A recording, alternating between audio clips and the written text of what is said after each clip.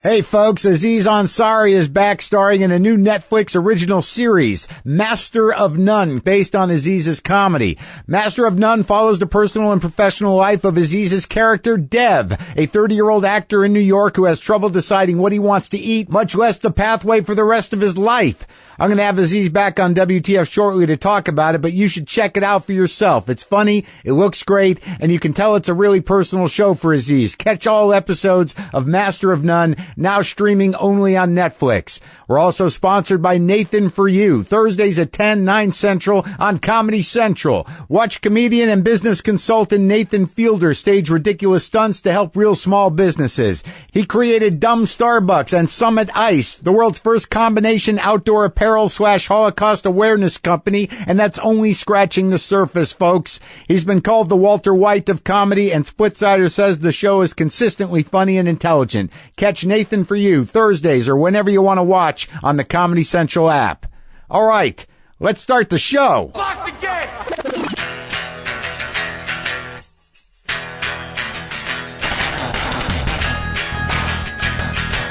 All right, let's do this. How are you, what the fuckers? What the fuck buddies? What the fucksters? What the fucking ears? What's going on? I'm Marc Maron. This is WTF. This is my podcast. Welcome.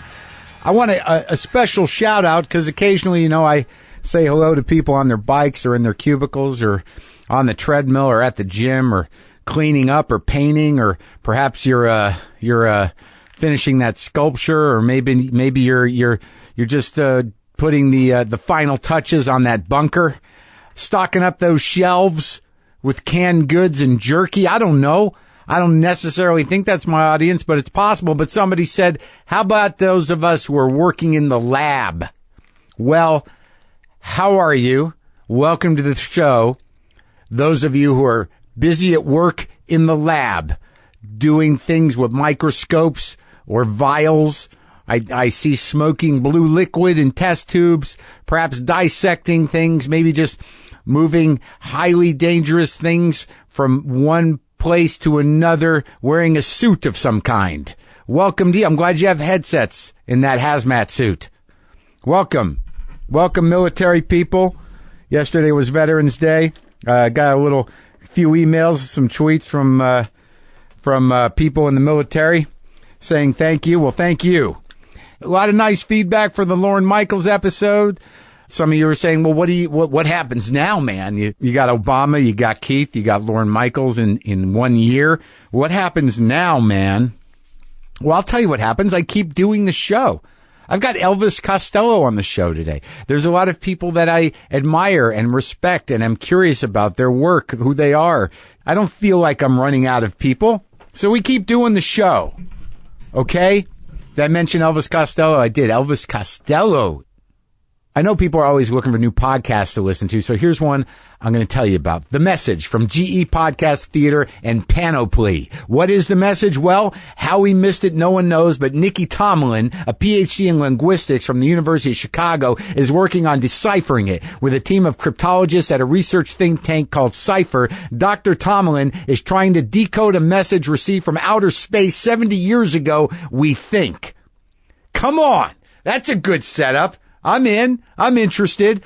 The Message follows Nikki's work in a special 8-episode podcast series that will blow your scientific mind. It sounds like the kind of thing that blurs the lines between reality and fiction, like a new version of War of the Worlds. That'd be the Orson Welles version. But for podcasts, you'll hear Nikki Tomlin's reports and interviews and slowly learn more about this mysterious message from outer space. Are we 70 years too late on deciphering the message? Is it really someone trying to reach us? Don't miss any of the answers. Subscribe to this new modern-day sci-fi podcast from GE Podcast Theater and Panoply called The Message on iTunes or your favorite podcast app. Again, that's The Message from GE Podcast Theater and Panoply. Get it now. Get it. Get it. So anyways, a little squirrely. I'll be honest with you. Driving around my car, and I'm feeling relaxed because I enjoy driving. But, okay, I'm going to cop to it. I'm thinking like, maybe a little weed would be nice. How about a little weed? I used to smoke weed every morning. I used to carry around a little one-hitter wooden pipe back before vapes and prescribed pot. I used to have a little wooden box with a sliding top and a little wooden pipe that only fit one hit or so in there, and I tuck into phone booths. That's the last time I smoked weed, is where you could still walk down the street and tuck into phone booths to load up your little one-hit pipe and do a little pull, a little hit. So I'm driving around thinking maybe a little weed, and when you're a sober person, you're like, shit, man, I shouldn't be thinking about weed. Where's that coming from? I better get to a secret society get together and get straight with my my program. But I couldn't figure it out, man. I was feeling pretty good. Yeah, I'm still thinking about smoking weed. And then I put it together. This is what happened. I know why I wanted to smoke some weed. I know what reawakened that urge in my mind and in my heart, because, weed's pretty good. So here's what happened. I got a new car, right? I got that Camry, the hybrid Camry. Comes with Sirius Radio, which was on trial basis. Then my buddy Dean Del Rey goes, oh, you listen to the Grateful Dead channel? Now, I don't know, some of you know this about me, but I got a deadhead in me. I wear patchouli to this day. Not because of the Grateful Dead, but because a witchy woman that I dated many years ago turned me on to the patchouli, and I've worn it ever since. Been wearing patchouli about 20 years, so it's not necessarily associated with the hippie thing. But I've been listening to the goddamn Grateful Dead channel on Sirius Radio almost nonstop every time I'm in the car. So of course I want to smoke weed. Wow, I had no idea. It wasn't an immediate trigger. It took about 2 weeks of listening to the same 14 songs in many different live versions over many different eras for me to start getting squirrely around the weed. I blame Sirius. I blame the Grateful Dead station for my relapsey driven mind around the weed. I got a handle on it, though. I do like listening to the Grateful Dead sometimes, and I'm going to admit that. That's a secret between us. And I was reading Elvis Costello's book. He enjoys the Grateful Dead, too. I wish I would have got more time with him, but I was tight on the time. I was tight on the time with that one. I got another thing I want to tell you, but I'm nervous about talking about it because you asked for it, and I'll tell you about it in a second. But first, this is for my fellow Four Eyes out there. We're sponsored today by Warby Parker, a new concept in eyewear, contemporary eyeglasses that are extremely affordable and fashion forward, my friends. These are prescription glasses that start at $95, including lenses. Regular glasses, reading glasses, and sunglasses. You can get them all, and Warby Parker makes buying glasses online easy, risk-free, and most of all, enjoyable. Whether your eyesight is pretty good or absolutely abysmal, Warby Parker has you covered with a wide range of prescription options, including digital, free-form, progressive lenses. And with the Home Try-On program, you can order 5 pairs of glasses to be shipped directly to you for free. Try on all the frames, get a feel for them, and get feedback from others, then mail them back to Warby Parker in a prepaid package. Head to warbyparker.com/WTF to order your free home try-ons today. It's risk-free, and there's free shipping all around. Visit warbyparker.com/WTF to begin your free home try-on experience today. And for every pair of glasses sold, Warby Parker distributes a pair of glasses to someone in need. Let me catch you up. Let me catch you up on some stuff. There's been a few people that have been thinking like, well, Maron's not as candid as he used to be, or he's not talking about his life, or he's gotten too big. I don't know what you think I'm doing. I don't know what life you think I have. I wake up, I've been interviewing people a lot, and then I go right, or I go to Whole Foods and I get aggravated. I go to Trader Joe's and I get aggravated. Why? Maybe you're wondering why I'm still aggravated. I don't fucking know, man. Things are good, but are they great? Yeah, they're pretty great. Is it a day-to-day struggle for me to keep my shit together mentally and emotionally? Yes. Am I still a little emotionally fucked up? Yes, I am. Is that what you want to hear? Will this make you feel better? Am I seething with anger for no reason and no place to put it? A lot of times. Would meditation help that? Maybe. I haven't tried it yet. Have not tried it yet. Why am I holding out? Good question. Maybe because I'm attached to my discomfort. Is that what you want to hear? But also, I know there's some things going on with me because, okay, I'll be honest with you. I've been a little squirrely. doing a lot of sets at the Comedy Store because that's what I do. I'm a stand-up comic, and I lost my shit. Not on stage. I lost my shit. It's been a long time since I lost my shit. It's been a long time since I felt the heat of rage gurgle up from my stomach, up through my chest, into my arms, and my eyes just go fucking red with fire intensity. And I feel my whole body gets enveloped in something that needs resolution. What happened was, a guy I know hangs around the store, comic, haven't seen him in a while. He was around a lot. I don't need to mention names because I don't want to. But I hadn't seen him, and I was walking out of the original room into the back hallway. He walked by me. I go, "Hey, what's up?" And he just ices me, puts his hand up. He goes, "Eh." And I'm like, "What?" And he just kind of walks by. I'm like, "What's the matter, man?"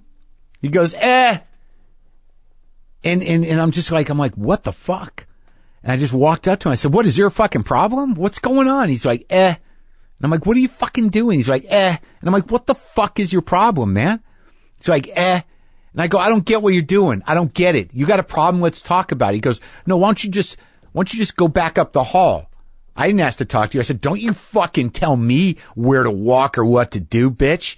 I said that in a louder tone. So now let me set the scene with you. There are other comics in the hallway. And there was this woman, Molly, an agent from, ICM, who I talked to earlier in a very nice, charming tone. And she thought we were just kidding until she realized, oh no, Maron's fucking losing it. And I don't even know her. So she scrambles off. And he says, "Why don't you scroll back through your Twitter feed and find out?" And I'm like, "What the fuck are you talking about? What are you talking about?"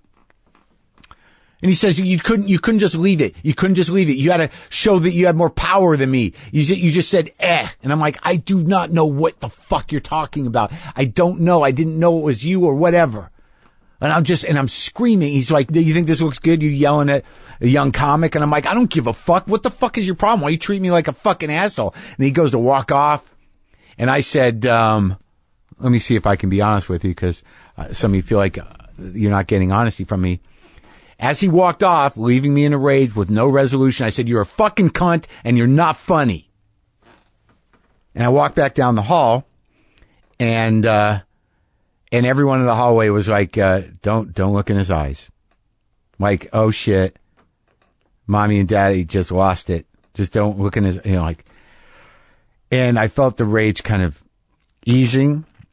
And then it sort of dissipated, but I felt bad because I didn't want to lose my shit, but I also thought I was being, provoked, and he was treating me like an asshole, and I lost my shit, and I had no recollection of what the hell he was talking about, but I felt shitty because I don't want to lose my shit like that.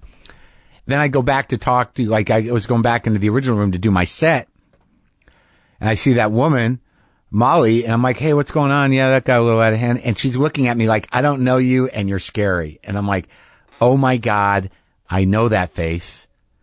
I've seen that face. But here's the fucked up thing about rage is that you're in it and there's people around. And what does that look like? How fucking crazy and scary is that shit?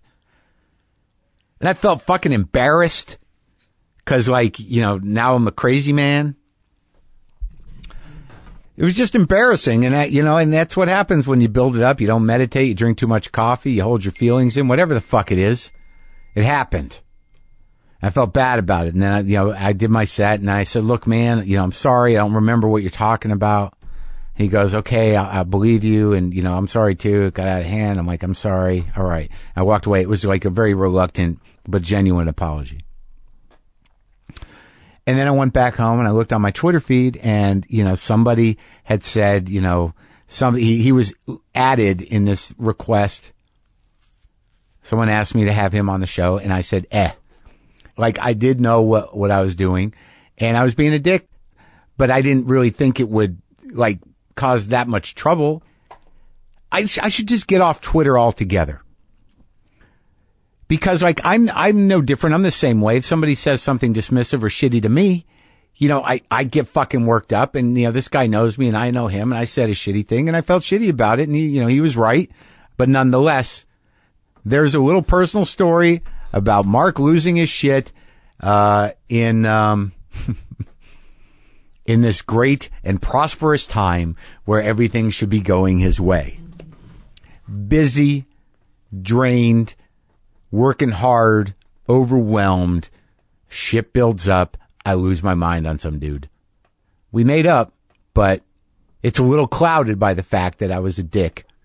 And I guess I'm just wanting to tell you guys I'm still capable of that. And I'm sorry. So, that being said, we have Elvis Costello on the show today. And I read a little bit of his new book, which is Unfaithful Music and Disappearing Ink. It's out now. It's great. And I was excited to talk to him, but nervous because when I got to talk to people that have done a lot of work, you know, it's like, how are we going to get it in? Well, he was running a little late, and he got here, and we had literally an hour. He got here. He came with a guy I know, Eddie Gordetsky, comedy writer, and another guy, and they come in, and I'm like, you need water, you need tea. You know, I always have tea on hand for my British friends. And then he sees my espresso machine sitting on the counter. He goes, what's that? And I go, I can make you an espresso. He said, yeah. So I make him a double shot of espresso, which eats into the hour. He shoots it back like a goddamn shot of Jameson's. And we come out here, and he just, right out of the gate, we're fucking going. We're up and running, man. So this is a very packed and engaged hour with the maestro that is Elvis Costello. And I would like to mention that, I talked with Elvis. This actually took place a couple weeks ago. And we talked about blues legend, New Orleans artist, Allen Toussaint, who passed away this week, R.I.P. And I thought I should mention that because it had not happened when I talked to Elvis. So this is my conversation with Elvis Costello.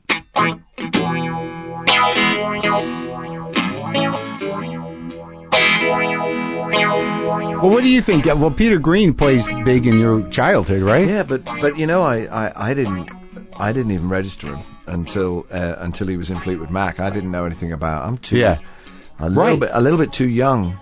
Yeah. For the blues boom. Right. know. Yeah. I was a kid in where we lived was, across the bridge from the Station Hotel. Right. We lived just 150 yards from the Thames, and it was all happening around there. Right. If I'd just been like a teenager, I would have had a ball because it was, over the bridge was the Station Hotel where the Stones started. Sure.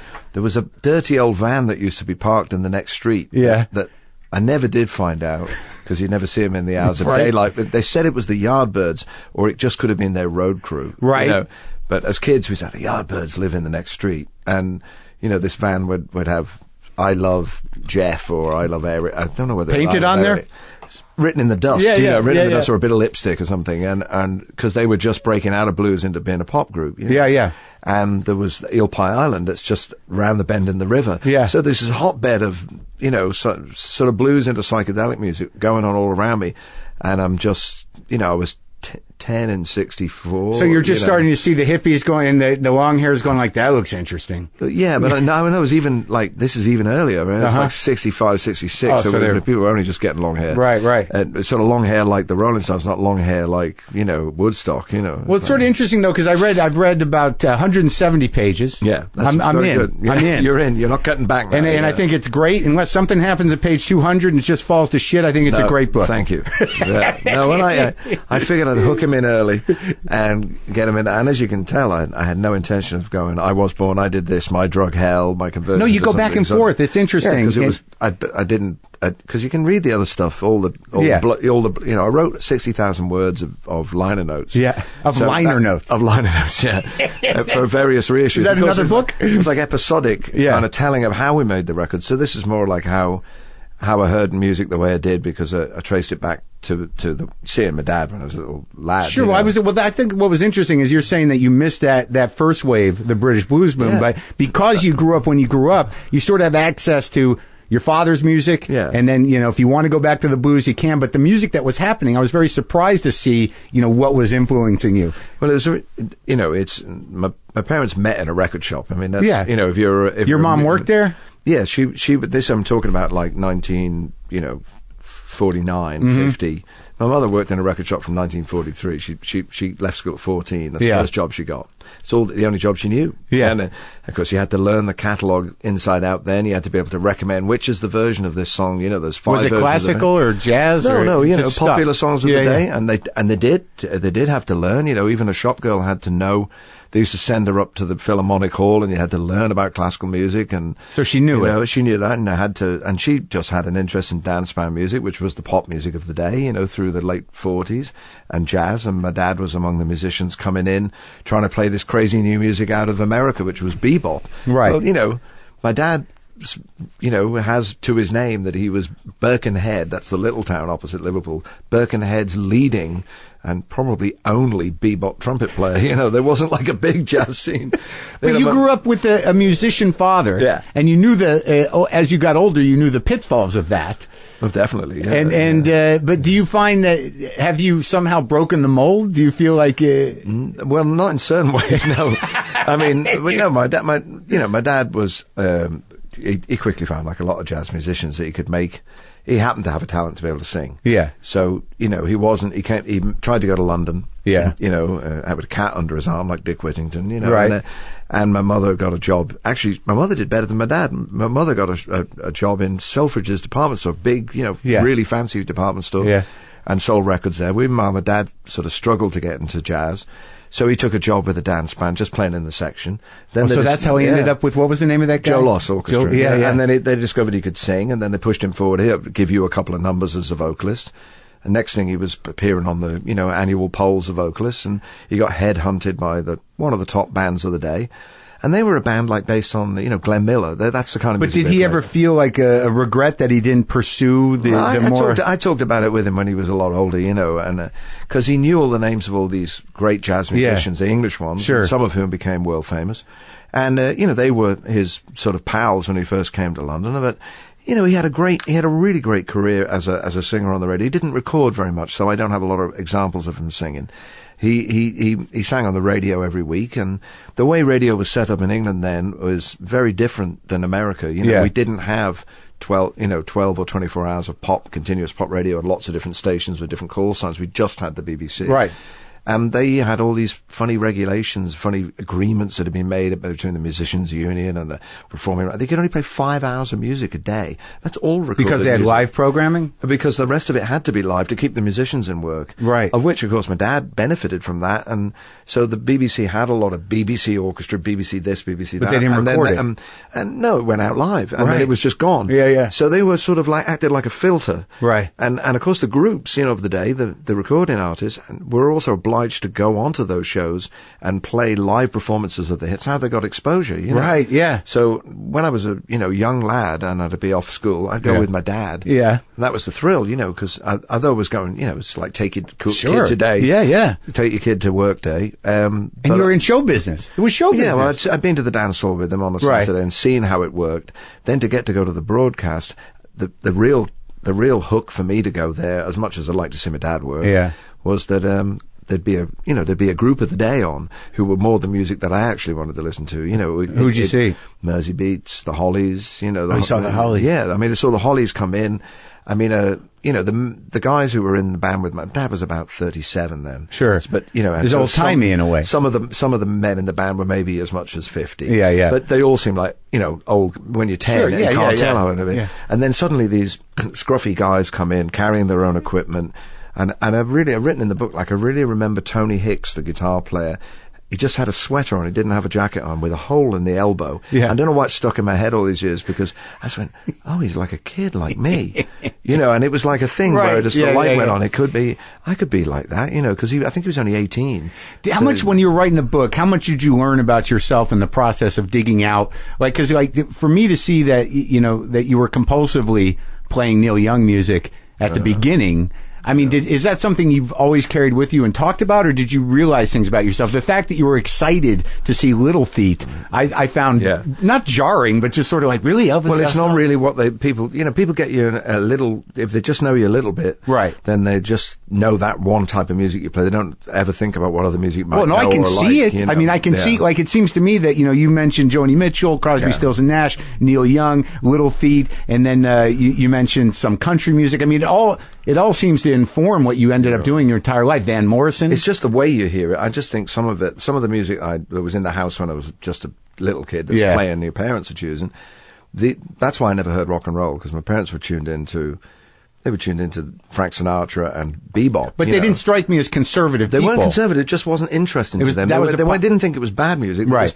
This was the other music that were more concerned. And then my dad was obliged to learn whatever was in the hit parade, whether it was, It's Not Unusual by Tom Jones or, Like a Rolling Stone. I mean, really, I know it's hard to imagine that they process these songs through these swing bands, Did you ever cover It's Not Unusual? I never did. It just struck me. What's New Pussycat would be my speed, I think. All the way through the 60s, I was hearing music two ways. I'm hearing it on the radio like all my friends, and I'm hearing it in the front room, my dad learning it off these same records. Many of them A labels, advance releases. Would you have heard Burt Bacharach then? Yeah, definitely, yeah. In your parents' collection? No. That would be just something my dad would have brought home to learn. I mean, the songs I don't know who sung by who, Billy J. Kramer, and singing Trains and Boats and Planes, Yeah. Of course, all those songs were hits maybe once or twice over, because we'd get the English version, then we'd get the American original come out. Sure. That's why all that music went in so deep, because we had English beat groups, as they were called, which were sort of the second generation rock and roll band, English ones. Yeah, the Beatles, they got hold of Chuck Berry songs and Miracle songs. But if you were a 10-year-old Beatles fan, you thought they wrote those songs. I didn't, until I checked the credits, I didn't know who wrote them. I just knew they wrote songs. I thought they wrote everything, But it seems to me that not unlike, I guess, a lot of people, that when you heard the Beatles, you knew that something, was magical going on. Well, it hit me. That was the first record. The first record I ever asked my dad for, from the ones he would bring home to learn to sing on the radio. He was learning Please Please Me in the front room in 63. And what was it? Was it just the I don't know. I think it was the harmony. I think it was the vocal harmony. The way, it's a peculiar sort of little vocal trick where there's just one note being stated all the time. And it just did something to me. And I suppose then you discover that you have certain dispositions. And you don't, at 10, you don't analyze any of that stuff. You don't know the names for music, musical terms. And you spent time in the book, and it seems to be recurring through the book, about the death of a friend of yours when you were a kid. That was a lot later on. That was what really. How old were you? 17. And you saw that happen? Yeah. What happened?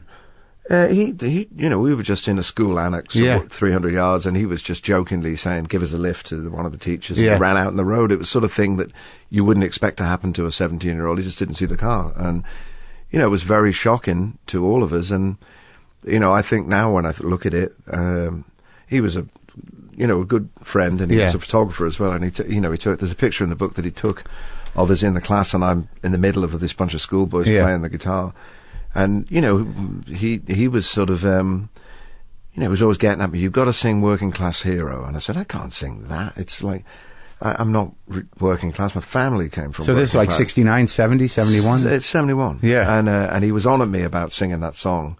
And I said, and he was like, "It's really good because it says fucking in it, And he'd like that, and he would get up and sing it in front of people and horrify them. And, and I'd learnt it, but I mean, I never felt convincing singing it. I said, John Lennon, he wasn't really working class either. He was like, sort of like, I suppose the definitions are all different in England. I mean, nobody really had a very different kind of life. And then, after he died, I think I sort of, it just woke me up to the fact that you should do the thing you really love most of all, So you felt because life was a little bit, more fragile than you think. Because when you're 17, you think you're immortal. And just to see that happen in front of you. It was a really, really, and it was only very recently his sister got back in touch with me and gave me the picture that's in the book. And she had heard that I was working on a book, and that was really beautiful because, she gave me this picture, and I had no memory that he'd taken it. I remembered he took photographs, but I never remembered that he took a picture of me. And it just, it was a nice connection to the way I was thinking about it. And you hadn't seen her in 30, 40 years? No, I still haven't seen her. We've corresponded with one another, It was his only sister? I don't even, at that age, you don't talk about your families very much. You just run into people at school, Well, I think we didn't talk about our feelings and all that sort of stuff. It just wasn't what you did. Maybe we're English, we don't really do that sort of thing. And, he was like me. I think he was Anglo-Irish, so there was a little bit of a different sort of combination, cocktail of emotions. You know? And do you think that in retrospect, outside of just learning the existential realities of life is short, that the grief of that or the shock of that sort of stayed with you? No, I think it just, I thought, I'm not going to go to college and learn to do something I don't really want to do. I'm going to, you know. Yeah. My dad was a musician. There'd been a guitar in the corner of my room since I was 9. What kind? Spanish guitar. My parents and nylon I string? went, it was originally, and then I fucked it up by putting steel strings on it. And when I was about, I don't know, whatever year, I was 14. Yeah. You know, Man of the World came out with Fleetwood Mac. Yeah. The real Fleetwood Mac. Oh, my God. And that was this, you know, you mentioned a while ago Peter Green. Yeah. And Peter Green was somebody that I saw him once in our local record shop. He was like this hippie Jesus. Yeah, you know, he had this amazing look with a rugby shirt and this long hair and beard. And he sang in this really soulful way. And I didn't know until later that he'd played in a legit blues band, you know, playing. You just knew Fleetwood Mac. I just knew these records that suddenly hit. And it was like he'd got hold of something from the blues and really made some original, I guess we'd call it rock music now. It's heavy, though, Nobody really called it rock music then, I remember. It was sort of like progressive, I think. There's something about the tone of his voice, though, right? Yeah, and it was really, you know, he sang what I later realized was a Little Willie John song, I Need Your Love So Bad. That was the one that's the only guitar solo I've ever learned how to play. And I never could play it well. That was from like one of the first two of the Fleetwood Mac albums. There's only like 3. And that was after I've heard the song Man of the World, and I suppose it appealed to a, you know, romantic 14-year-old. Right. And this, let me tell you about my life. You know, they say I'm a man of the world. It was a totally improbable song. Yeah. And somebody at my school, an older kid, I think, had the chord changes written out in chord symbols. Yeah. And I was so obsessed with this song that I sat down and took my guitar out, which I'd never bothered with, never learned to play one chord on, and taught myself to play that one song. At 17 or 14? How old? 14. 14. Yeah. Well, I think the power of like Peter Green's voice was, it's almost heartbreaking somehow. Yeah. And he's still one of my very favorite singers. I mean, very underrated. I mean, he just wrote the most original, so almost like another version of rock music that never really got picked up by anybody. Did you ever meet him? I didn't ever meet him because he's still around. Yeah, I saw a picture of him recently looking well, because he had a period where he was not well, and I did see. That's when I saw him. I mean, he would appear standing, kind of like rather an apparition, and not looking very well. Right, and that was kind of heartbreaking, because I'd seen him this one time looking really heroic. Yeah, and then just moved to pick up the guitar just because of what he played. Because of Peter. And, I love hearing that. And then I saw him later, you know, just standing in the street looking kind of almost like he was in a trance and not looking in very good shape at all.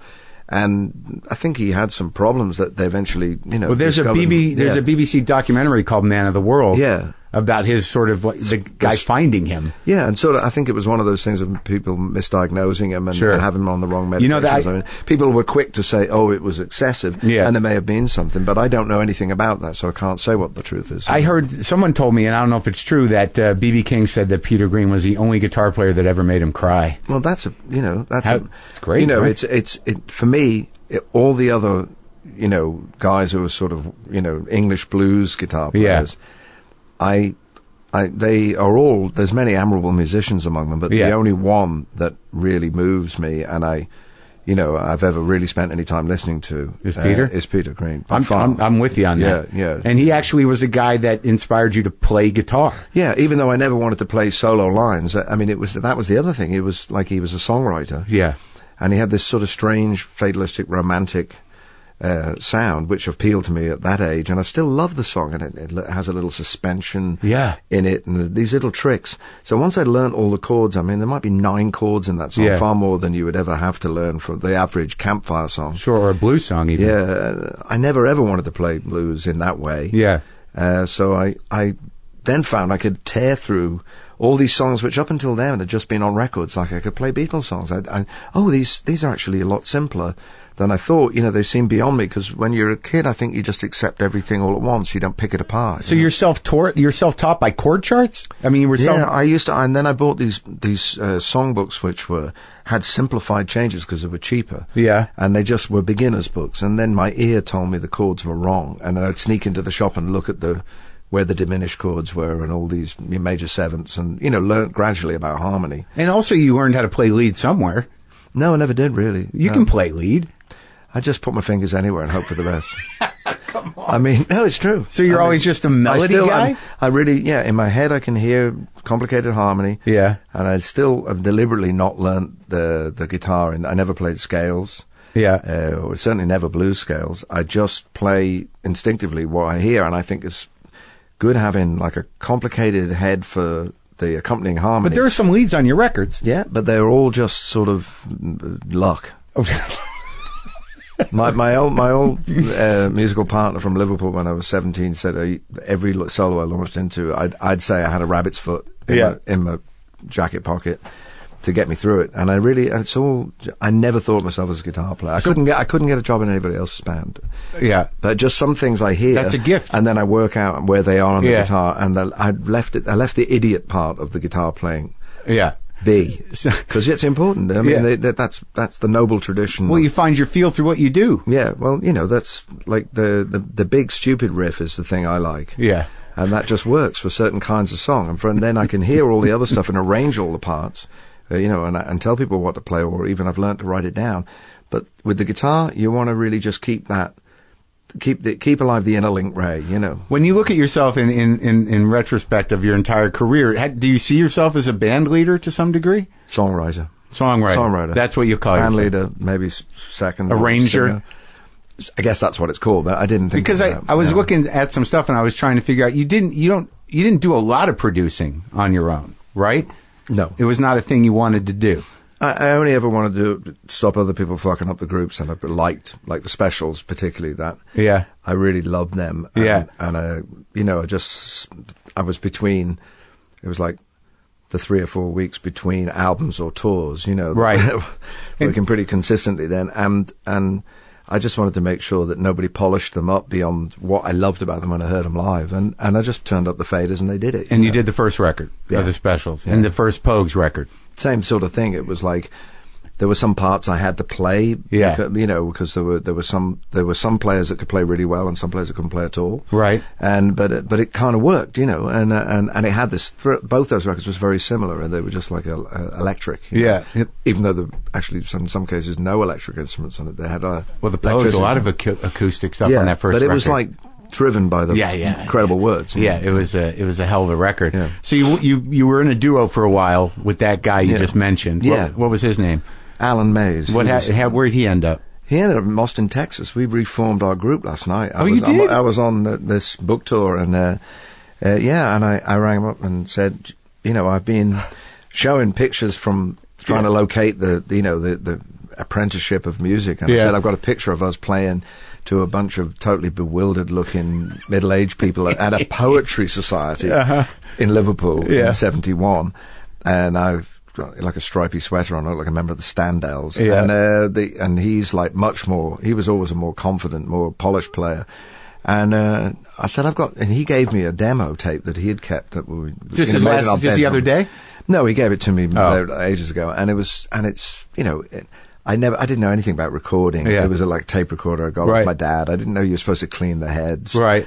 So that even though the thing is recorded in 1971, it sounds like it's recorded in 1935. It's like it's all muffly. What was the experience of listening to that? Well, I could hear who we liked. Could you hear yourself though?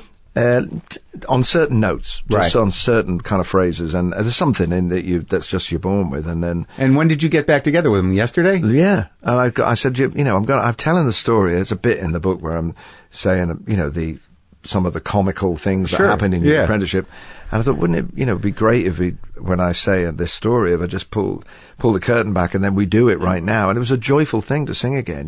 We just sang this song I wrote when I was 17. And really? We sang a Van Morrison song that we used to do. Which Van Morrison song? Domino. Oh, yeah? Yeah.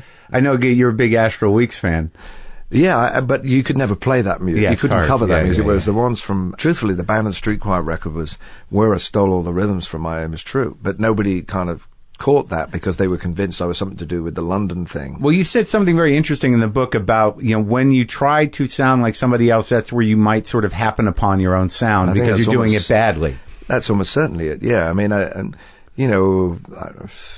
would hear You Ain't Living Until You're Lovin' by Marvin Gaye and Tammy Terrell.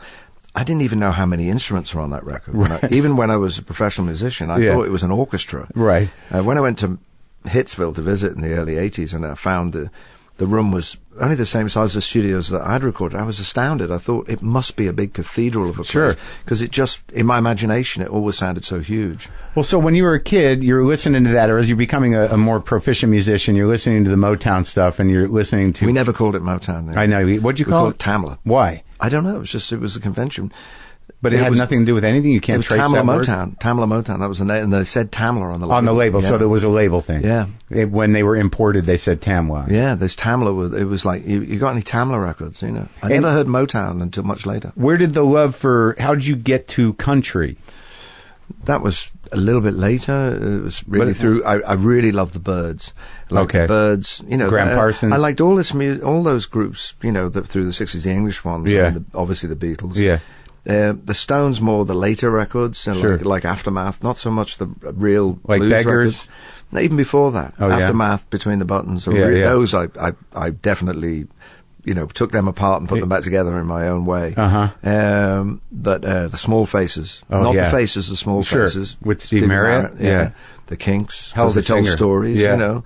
And then the American group who really spoke to me first of really all the 60s groups, the Byrds, and I liked everything they did, you know, when they were folk rock, and then they were raga rock, and then there was space rock, and then every record had another name. And I suppose now I realize that was probably as silly as I put my records out, this is new wave.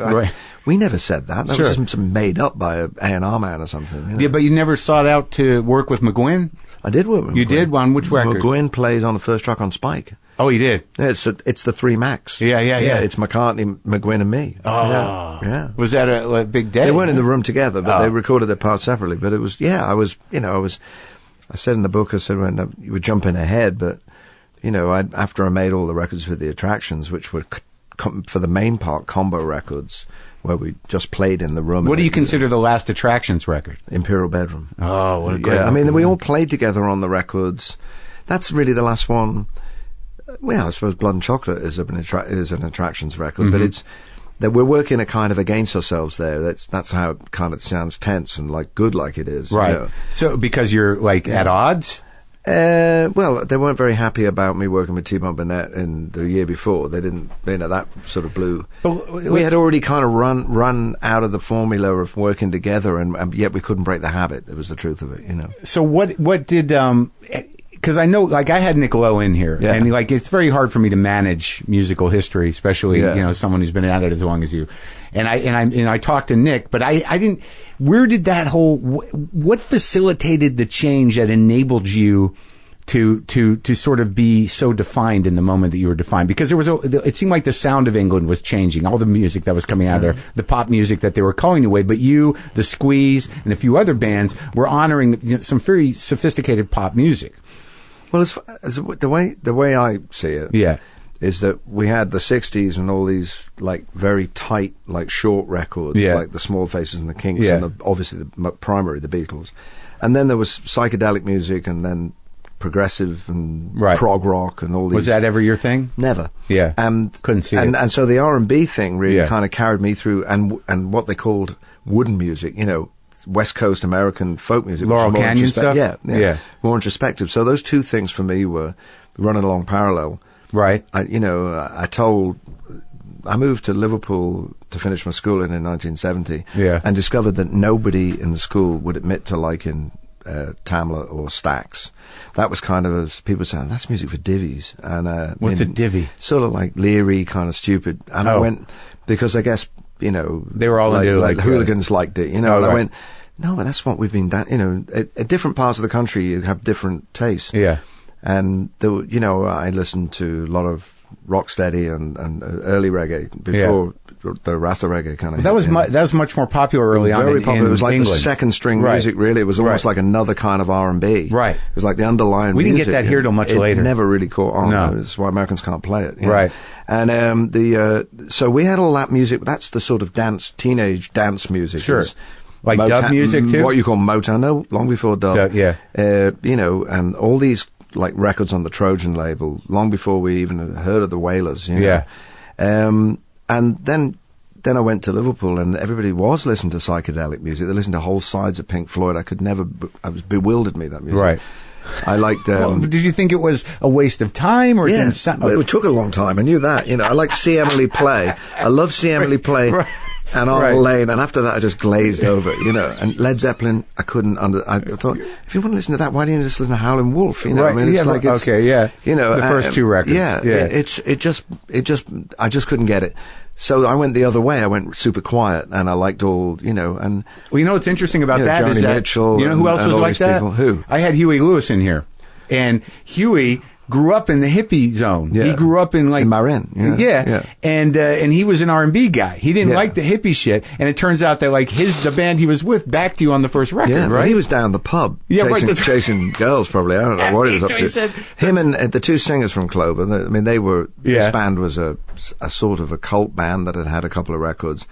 They were persuaded by my first manager, Jake Riviera, to come and seek their fortune in London at probably the worst time that an accomplished... The end of the pub rock business? Yeah, the pub rock, as it was called. I don't remember anybody ever calling it that. What was that, though? I don't even know what it was. Well, I mean, to you all in America, you know, it's I know that I came to understand that music was played in bars, and so bars sounded kind of cooler than... But like, who were the bands? Pubs.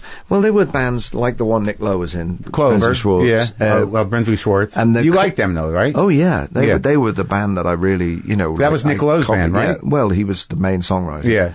And and then, you know, Clover with this band that people whispered about. Have you heard Clover? Your record was really hard to get. It was an American band.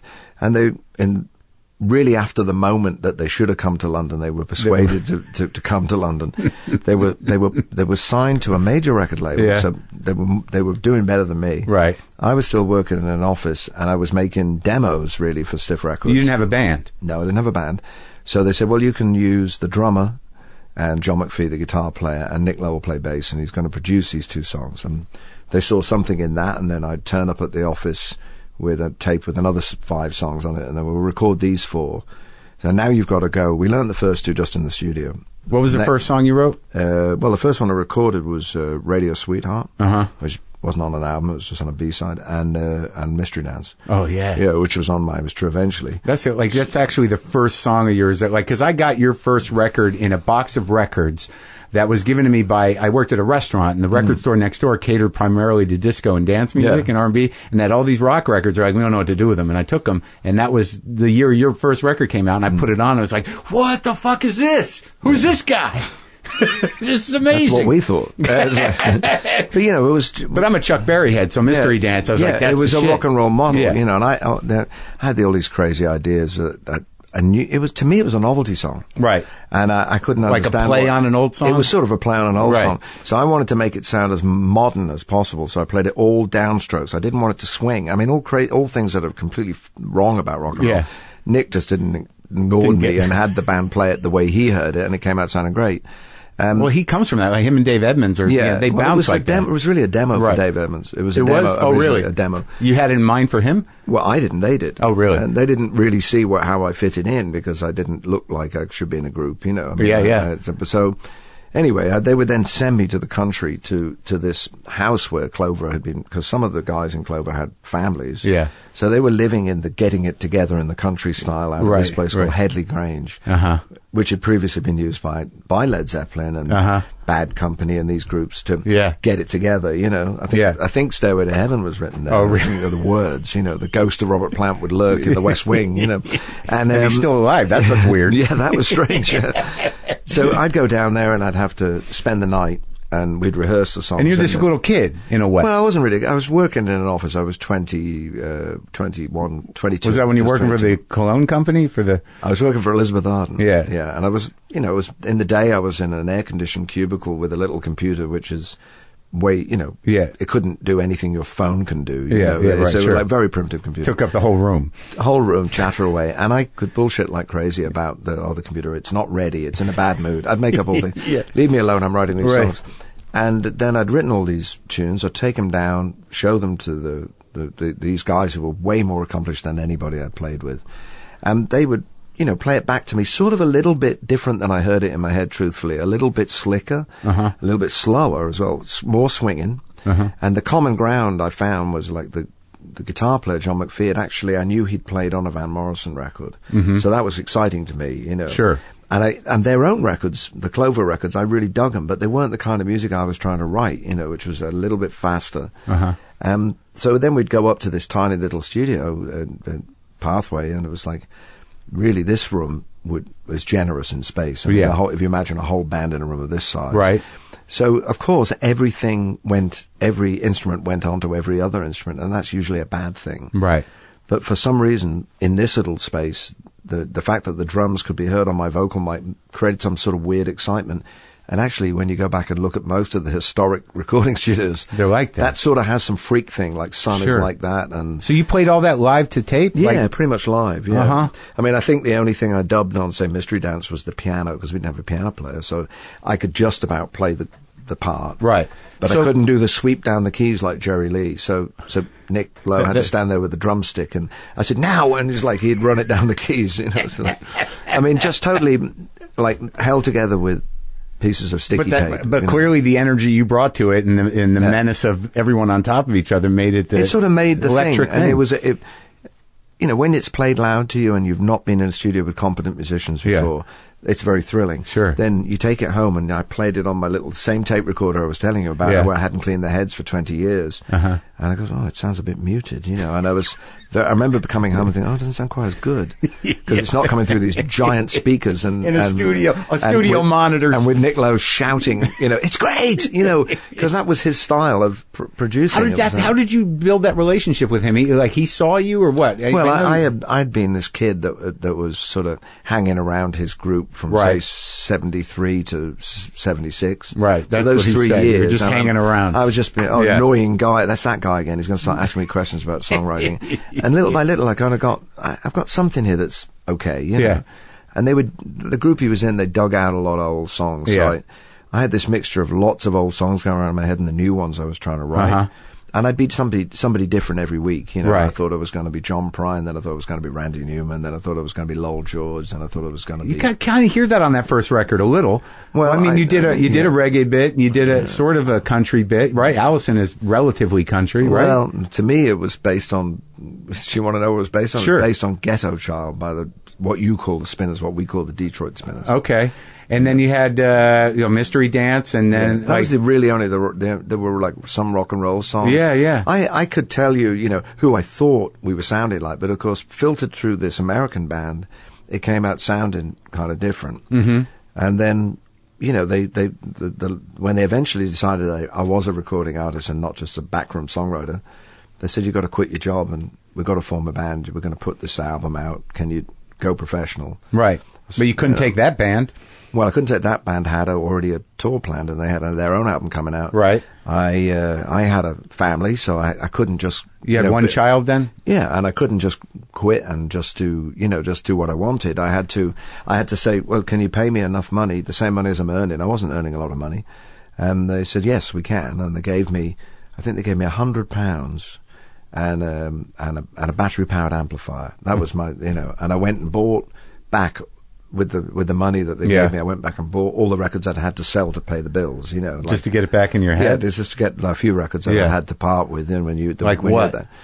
Well, I think I'd had a couple of Beatles records that I'd had to get rid of, you know. The ones I kept with the Beatles, and I kept my, you know, Revolver, but maybe I'd let, you know, Beatles for Sale go or something. Right. You know? So now, like, how much do you think you were driven? Do you think that if you didn't have the family, it would have been a completely different life for you? I mean, were you, like, because I talk to guys, there's a difference between someone who knows they have to provide, certainly, and somebody who's just sort of like, nah, I can do whatever I want.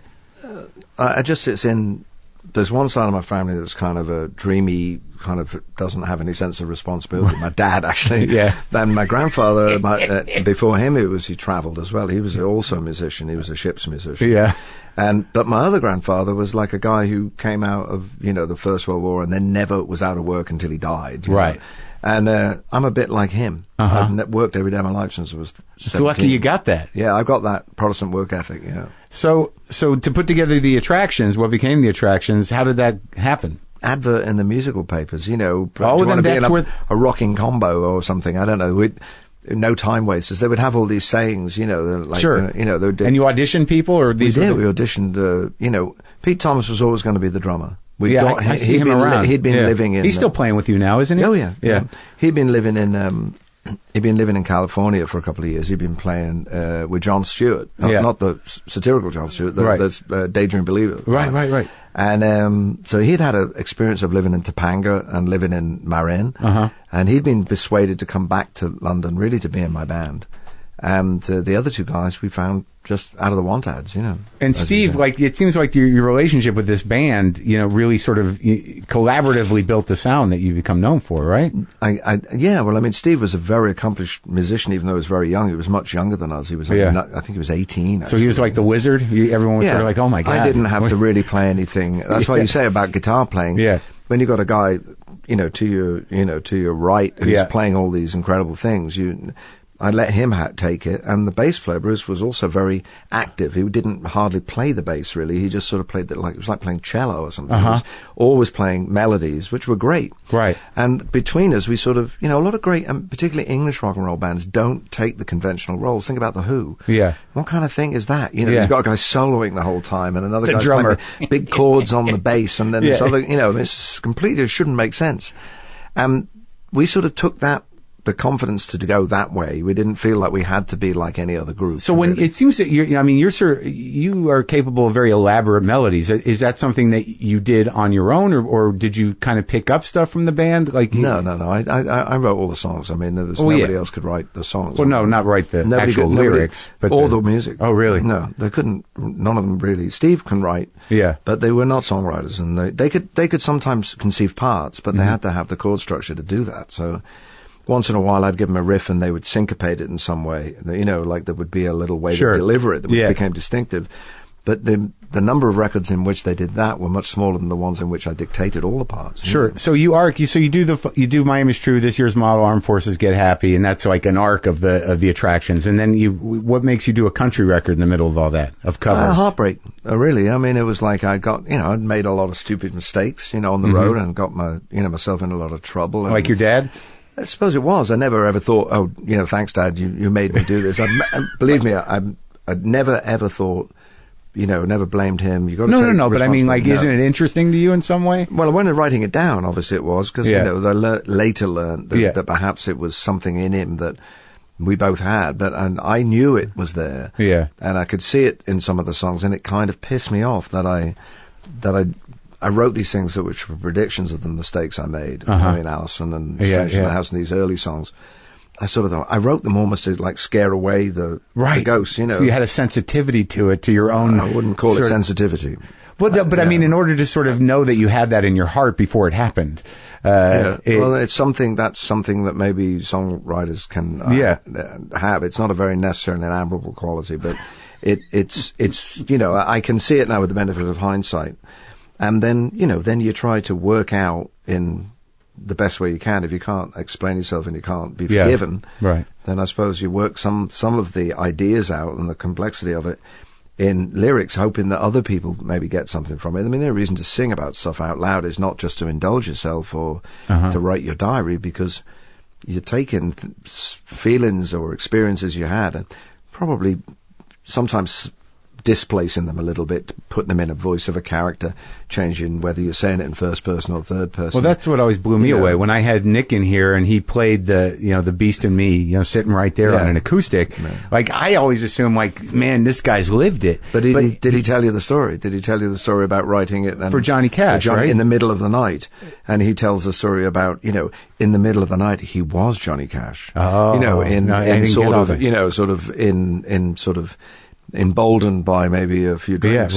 He thought himself into the character that he was trying to create. But that's the first time I ever learned that songwriters write in character. Like, I never thought of that. I always thought that everybody was a first person guy. There's a difference, isn't it? I mean, the first music that I was aware of, I didn't know who'd written it. It was like Frank Sinatra was singing "I Got You Under My Skin." Right. But later on, when I got curious as to who wrote those songs and I wanted to write in that way. Yeah. That with that little bit of romantic distance. Sure. You discover that those songwriters put a lot of heart and soul, and if you really get down deep into the biographies of Lorenz Hart and Johnny Mercer, you'll find all these really heartbreaking stories about what lies behind songs we take for granted that don't seem that personal because we've heard them so many times. Sure. And their skill was to put everything they knew and felt into songs that could be universally understood. When you get into the 1960s, you've got Smokey Robinson singing "I Second That Emotion," which is a catchphrase that summons up a load of ideas that you feel when you hear it. And you've got Joni Mitchell singing "The Last Time I Saw Richard," which is describing something that's obviously a very literal scene that you can't actually say, "I've lived that." Right. It's not like you're singing...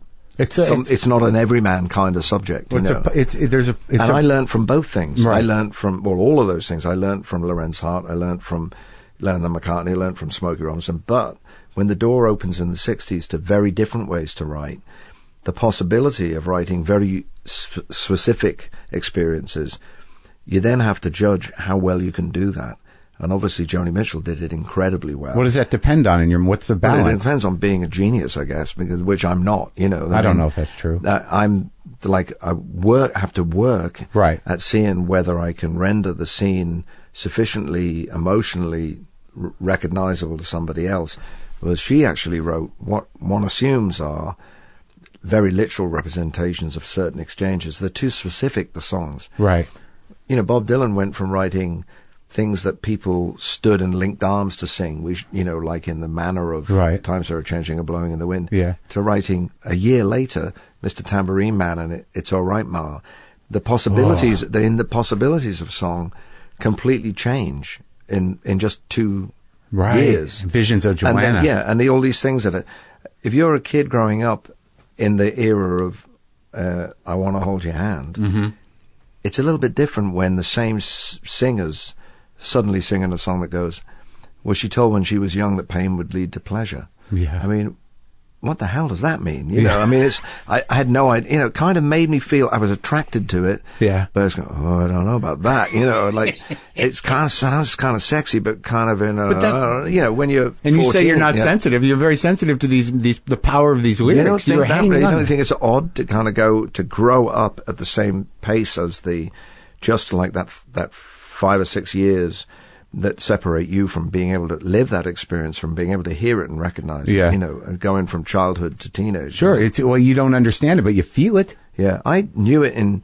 oddly enough, I knew it in sort of Burt Bacharach songs because people think of those as being very, restrained, and they talk about easy listening and all this nonsense. Very sad, some of it. Very tragic and kind of, carnal. Yeah. Carnal, but it's not in the words, it's in the music. Oh, yeah. It's the music that's working on you. What is that, because he does a thing there, and you would know, but there seems to be a progression that he does that involves chords that, deliver something. Well, he knows about tension, and drama. Yeah. And he also, he wrote famously this song, Anyone Who Had a Heart, and people are supposed to have rebelled when he put the music down, because it's actually, when you look at it written down, it's lots of odd bars. It's not in 4/4. Right. There's funny bars, and musicians would say this is too difficult to play, and his direction was feel it, don't count it. Right. And if you sing it to yourself without thinking about where the bar lines are, it makes complete sense. And if you straightened it out, it wouldn't be as it wouldn't be tense. Right. And it wouldn't represent that desperation. Right. And that's what I learned from listening to him. Of course,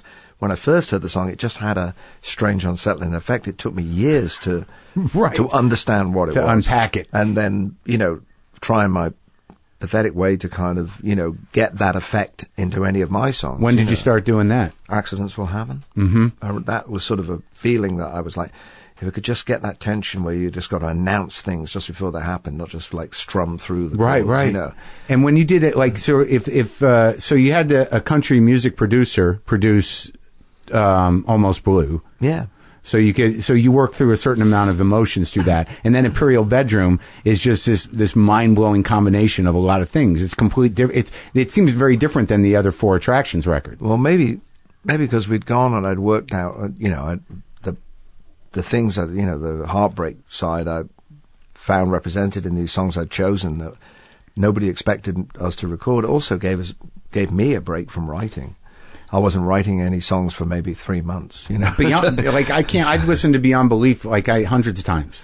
Yeah, well, then I'd worked out what I wanted to put on the next record, and that was a much, and then we also gave ourselves the liberty of this it was the first time I used the studio like an instrument, like instead. And you had Jeff Emerick. Jeff Emerick, the guy who did the Beatles stuff. Which Beatles albums did he do? Revolver and Sgt. Pepper, most famously. He did a lot of things, but I mean, he had also worked at Abbey Road and worked with every kind of conceivable musician. He'd worked with Judy Garland, he'd worked with orchestras, so he knew everything about mic placement and drama. And he was a musician. Did you learn from him? You did, but it never felt like learning. We were just doing it, and we were kind of on a voyage to try anything. Let's hire a harpsichord. Let's let Steve write for an orchestra. And it was, we thought we were doing our sort of moment where you go in and you just let everything happen that you can imagine, and Jeff was the one who had to make it. So after sense. Imperial Bedroom, do you separate your sort of your catalog of work into sections, like a periods? No, like, I mean, what happens? I don't really think in terms of albums so much after. I mean, I'm aware that like for instance in America, people say, "Oh, that great track from Miami's True." Yeah. Watching the Detectives. It's not on the album. It was a single that came out between. Right. But because the record came out later, it was added. And Radio is not on this year's model either. And what's so funny about Peace, Love and Understanding is not on Armed Forces, not as we conceived them. The records had different endings. We were one of the last kind of periods of groups that actually released singles that weren't supposed to be on albums. Was there a point where you started to honor your own vision in light of the fact that, was there a point where you said, I don't know if I want to chase making hit records? No, I mean, quite the opposite. I think after the freedom of Imperial Bedroom and imagining all these different types of songs from something like Beyond Belief, which is very, sort of a different blueprint for rock and roll, and something which had an obvious model like Almost Blue, which was written as if it were a standard, I was trying to do all these different forms of songs that I heard in my head, and I was letting particularly Steve and my own vocal arranging, take it. And then it still seemed to matter that we had something on the radio, so we went to work with a producer that could sort of tailor our record to get over to a broader audience. Which producer? Clive Langer and Alan Winstanley, and they made Every Day I Write the Book, which was a hit. Huge. But we also made Shipbuilding on the same record, which was a very serious song, and it came out of recent events, and it was written with Clive, his music, my words. And what was the relationship with T-Bone like? I mean, why did you seek each other out? Well, I think then we made one more record with Clive and Alan, which was not so successful creatively. And I just sort of wanted to go back to how I did it, which was just to write the songs on the guitar and just play them. Right. So I went out and did that, and sort of I thought, this feels right, And he was he was there, and that led to maybe arranging the songs differently with the voice to the fore, and making King of America. And then when you started to do some of the ensemble pieces, the classical with was the Brodsky Quartet, because I remember that came out, and in my mind I was sort of like, what's he doing? Well, I think people are going to say that, I mean. What were you exploring though? It was sort of out of your comfort zone, wasn't it? Exactly. Well, that's good. Sure. Of course. Each of these things I've described, really, Imperial Bedroom. Some people were horrified by it because it's got an orchestra on it, and then they've gone country. I mean, to me, it was like, well, the Byrds did this. They went through all these things as they were following their feelings. The Beatles, every record.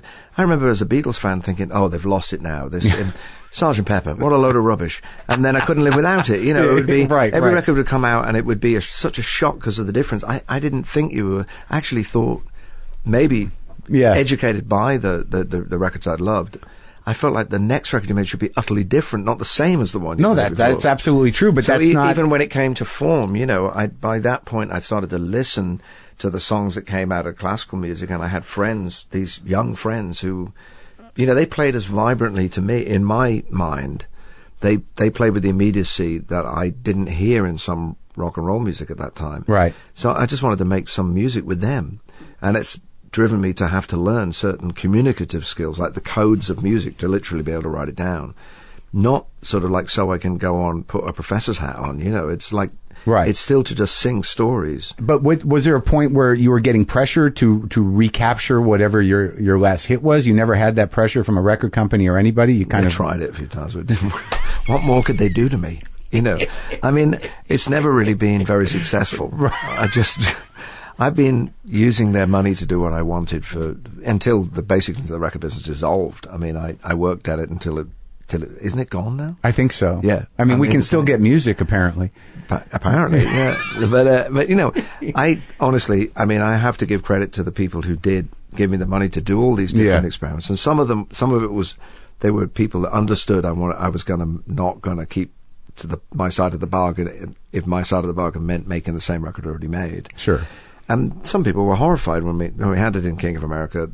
They took it and buried it in the desert, you know. Yeah. And Blood and Chocolate. It's too distorted. Yeah. You know. What about Spike? It's too distorted. I mean, too Spike was distorted. great. Like this, Blood and Chocolate comes out in 86. Yeah. Nirvana turn up in, 92? Yeah. Like, which is distorted? Which is too distorted? You know.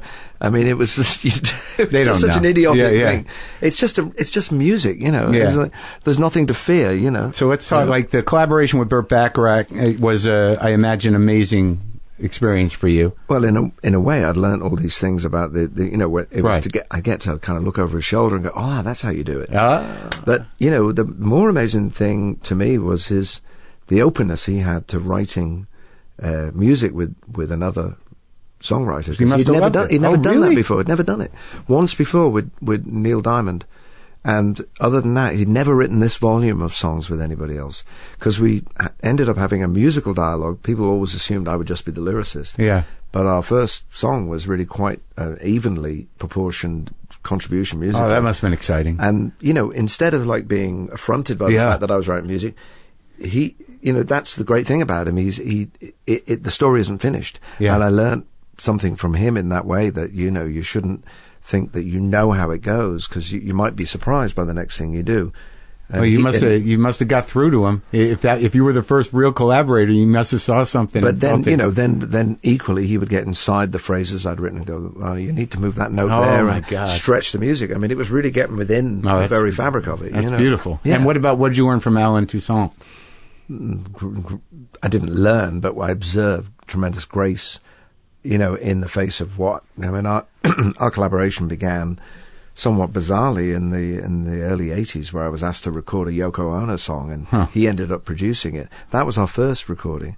Then he was one of the many people on Spike, a record I made with T-Bone Burnett, where I describe it in the book as being like Lawrence of Arabia, only with less camels. You know, it was like everything that I could ever dream of. I'd tried to do it all at once. You know, and sort of like a Heaven's Gate of music. You know?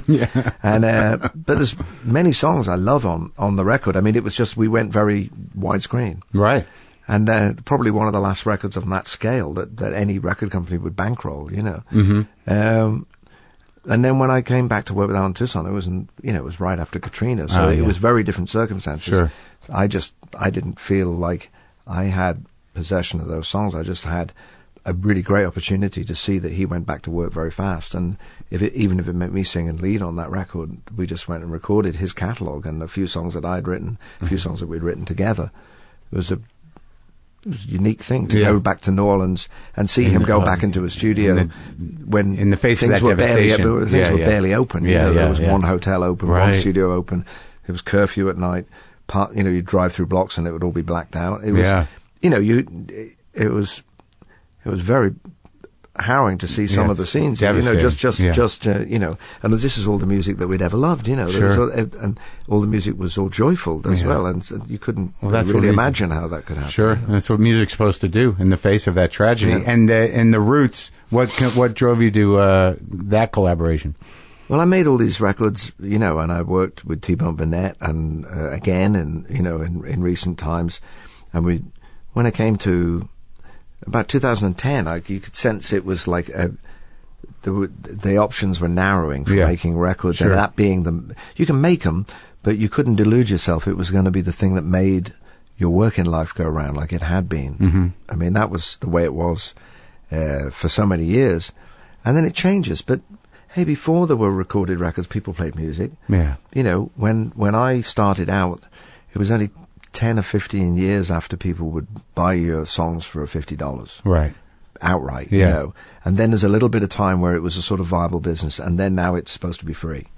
And so I changed my mind about where I had my responsibility to my young boys and my wife, that I would make best use of my time, and I decided that would be best on the stage. Yeah. Because by this point I got more songs than I could play in one evening. Sure. And I could sort of tell a story out of those songs however I did. You had that. a choice. Yeah, I had one show where I used a big game show wheel to wheel. Yeah. I had another show where I just told a story and took the component parts of the story from songs from my songbook. I didn't imagine I would record again, and the next thing I find myself, I'm in a little airless box in NBC making Wise Up Ghost with Questlove, and they kind of tricked me in there, really, But it was good, because then you have to trust to the people that you're in the room with. The way Quest plays the drums is utterly different to the way Pete Thomas. It's not superior or there's not a competition. It's a different kind of groove. Mm-hmm. And it made me hear the way I place my words against it differently. And it made me think, well, I can sing these outward-looking songs. I don't have to be singing the deepest, darkest things about my own feelings. Yeah. I'm looking out at the world. This is a bulletin. This is a bulletin, what we're seeing all together, what we're moving through. That kind of record. I hadn't made consistently one record like that. And by the end of it, I sort of ended up writing one of the most personal songs. I wrote a literal, which one? Account of it's called The Puppet Has Cut His Strings. It was like they sent me, the way we worked was like, here's some music, okay, and I would write, here's a beat, and I would lay the parts down, and then the Roots would come in and they would substitute their playing for my playing. I'd lay the bass down, and then Marc would play it, or the sousaphone would play it, and it was all arranged in a dub style, really like a dub record. Mm-hmm. But on the very last days of recording, Quest and Ray Angry, who plays piano with them, sent me this beautiful melody, very slow beat, and it didn't feel like really the record we'd made, but it was something else again. And I don't know why, but I sat in my kitchen and wrote this very sad song about my dad's last, my dad had passed like a couple of years before, and I thought, I'll never write about that. It's too harrowing, And it sort of was a wonderful thing, really, because it must have been in there waiting to get out. Mm-hmm. And I'd never had any reluctance to write about when things were painful or when things, moved me that I'd seen, that songs like Shipbuilding. Yeah. I'd never felt any inhibition, but this I thought, well, that's just beyond me to put that into a song. Uh-huh. Before I knew what I'd done, I'd written it, and because I'd got a computer with, a microphone in it, I'd sung it. And then I found myself, I'll hit send and send it to them. And then I went to the studio the next day and said, that's the record. Oh my God, that's so beautiful. The recording is just the little mic, tiny little voice. So maybe if I'd gone into the studio, I would have overthought it. I would have gone, oh no, I can't do it. No, it's too. I went in the next day. Quest said, no, we're not touching it. That's it. Oh wow. Because it was, you could tell that it was a, and it was a very. In the end, I only mentioned the track because you don't then have to. It doesn't have to then be a hit record. Sure. It's the fact that it came into existence that matters. When we sequenced the album Wise Up Ghost, we talked about opening the record with it. I said, no, I don't want to hear that I don't want to hear about my father's death every time I put that record on. Yeah. I'm not even sure I want to put it on the record. Mm-hmm. I'm just glad we made the track, because now it's out of my head, it's out of my heart. Did you feel relief? I did. I did, because I knew sooner or later I'd write about it in some way. And obviously, when I wrote this book, I wrote about things I wasn't proud of that I'd done, publicly and privately, and wrote about stupid things that happened to me, in the process of an apprenticeship, of learning how to be in music. Yeah. Being blown off in a club by Desmond Decker, the reggae star, got up on my break and lip sync 5 times to this hit, The Israelites. Sure. And I learned from that, you can steal the show even when you're not actually singing. And yet when I went into, making records, when I was writing this book out, I realized that the first time my voice was heard on the BBC was Live Aid. Yeah. I was just asked to lip sync up until then. Even though we were out every night killing and we could sing all our songs really well, they never trusted you to sing on the BBC because it was too difficult to set the band. That was some bullshit excuse. Yeah. So there was always this artificial thing that was part of being in pop music and show business, starting with the name, the silly way I looked. Yeah. But when you get all the way through all this time, I've sung 400 songs I've written, so something like that. Yeah. Some of them are just songs for occasions. Sure. They're social music. Yeah. Like Every Day I Write the Book. Yeah. It's a 10-minute job to write a song like that. Right. Some of them are like very harrowing to listen to, whether they be about carnal stuff or heartbreak. Yeah. And some of them are life and death. You know, some of them, whether it's shipbuilding or whether it's this puppet song, they're about somebody's end. Yeah. And you can't shy away from those things because that's what it's given you to write about these things, you know. Yeah. And I've been fortunate. It's just that's what I've... Well, it's a beautiful job, and you're a It is actually a beautiful job. And the fact that you you sort of embrace and accept the responsibility of being a troubadour, you know, and being out there and delivering, you know, all of your work at whatever pace or however you want to do it for people is a beautiful thing. And you know, the recordings are, you know, are something that some people really, and of course I wouldn't be here without but if your parents meet across a record shop counter, records are going to be important objects to you. Sure. We can't pretend that they motivate the business of playing music live the same way as they did. But that doesn't mean they shouldn't exist, or we shouldn't create them just for them to be as literally a record. That's where the word came from. And also the joy of the account, you know. Look, for me to be able to sit with, and I'm into vinyl again, for me to be able to sit and listen to, you know, Imperial Bedroom yesterday. Yeah. It's beautiful, and I can do that anytime. You're not going to come play it for me in my house. No, I might go and play it in your local theatre, you know. But if you go, you know, and that's probably why I love, you know, 78 records. Sure. You know, because they're even a closer step back into the past. Oh, it's time travel. They're playing into a horn. Yeah. And if you just think it in your head, they were just in that room, and there's no mixing or anything. They had to make those choices. Yeah. And Little Richard records are the same. If you play a Little Richard record off of 78 to a bunch of kids, they'll go crazy. Yeah. And it's really like, this is music we had better ban. All right, we got to go. You got to go do a gig. I got to go do a gig. It's nice to speak with you. It was great.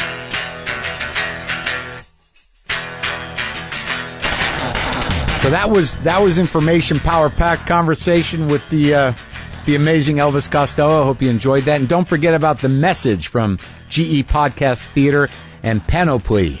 Follow Nikki as she discovers what The Message is all about. It's a new sci-fi series that blurs the lines between reality and fiction, like a modern-day War of the Worlds, but as a podcast that you can get right now. Learn what's in this mysterious message from outer space in an 8-episode special series. Are we 70 years too late on deciphering the message? Is someone out there trying to contact us? You'll find out in the new show from GE Podcast Theater and Panoply. Subscribe now to get The Message on iTunes or your favorite podcast app.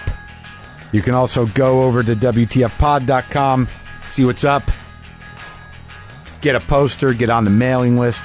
Not much on my schedule because I'm working. I'm trying to keep my shit together. I'm all right.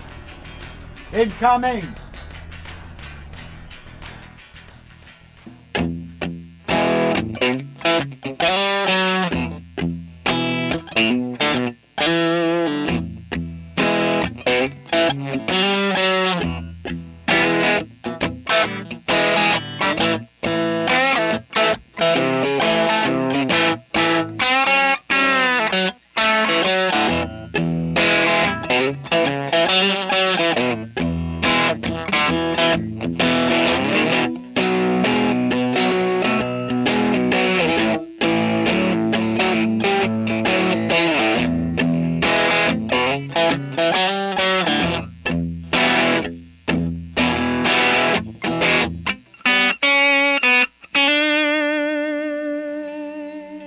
Boomer lives!